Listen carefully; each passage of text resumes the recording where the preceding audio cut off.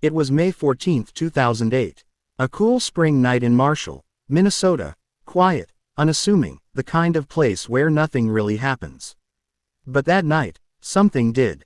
Something chilling. Brandon Swanson, a 19-year-old college student, had just finished celebrating the end of the semester with friends. He wasn't drunk, not reckless. Just a young man heading home like he'd done many times before. He got in his car, a green Chevy Lumina, and started the drive to his parents' house in Marshall. But somewhere along Highway 68, something went wrong. Around midnight, Brandon called his parents. He said he'd accidentally driven into a ditch near the small town of Lind, about 7 miles from home. He wasn't panicked, more annoyed than anything. He said he was fine, the car wasn't damaged, and asked his parents to come pick him up. His dad, Brian, jumped into the truck and drove out, following Brandon's directions. But when they got there, they couldn't find him. The road was empty. No car. No Brandon. They called him back. He was confused. He was certain he was near Lind. They honked the horn. He said he couldn't hear it. He flashed his car lights. They saw nothing. That's when Brandon decided to start walking toward the town of Lind, where he claimed he saw lights in the distance. So his parents drove along the roads near Lind, keeping him on the phone.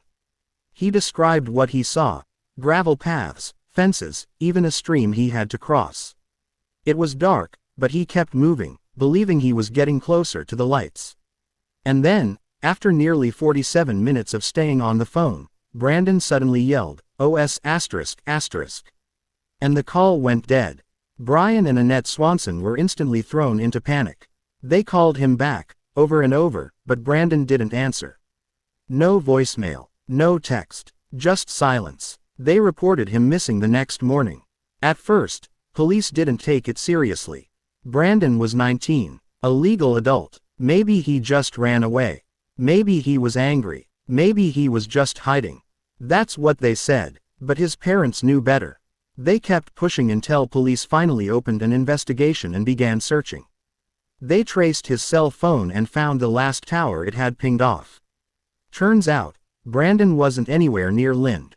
He was 25 miles away, near Taunton, Minnesota. A massive error in geography. That's when they found his car. It was parked neatly on the side of a gravel road, just outside of Taunton. No dents, no scratches, no signs of an accident or panic. It was just there. The weird part, there were no footprints, no sign that he walked away, no drag marks, no blood, nothing to show that someone else had been involved. It was as if Brandon had stepped out of the car and evaporated into thin air. Search teams combed the area. Hundreds of volunteers, police dogs, helicopters. They searched for days, then weeks. They covered over 120 square miles of rural farmland, cornfields, and ditches. But nothing ever turned up. As the days turned into months, theories began to emerge, some logical, some dark, some downright bizarre. The leading theory was that Brandon, walking in complete darkness, had fallen into the Yellow Medicine River or one of its nearby creeks. That would explain the OS****. Maybe he slipped on a muddy bank or fell off a hidden ledge. But here's the thing. They dragged those waters.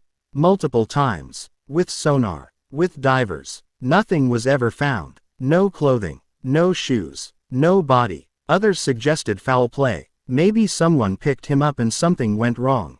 But again, no evidence. No tire tracks. No witness reports. No screams. Just a dead phone call and a perfectly parked car. Some theorists even brought up strange, supernatural ideas.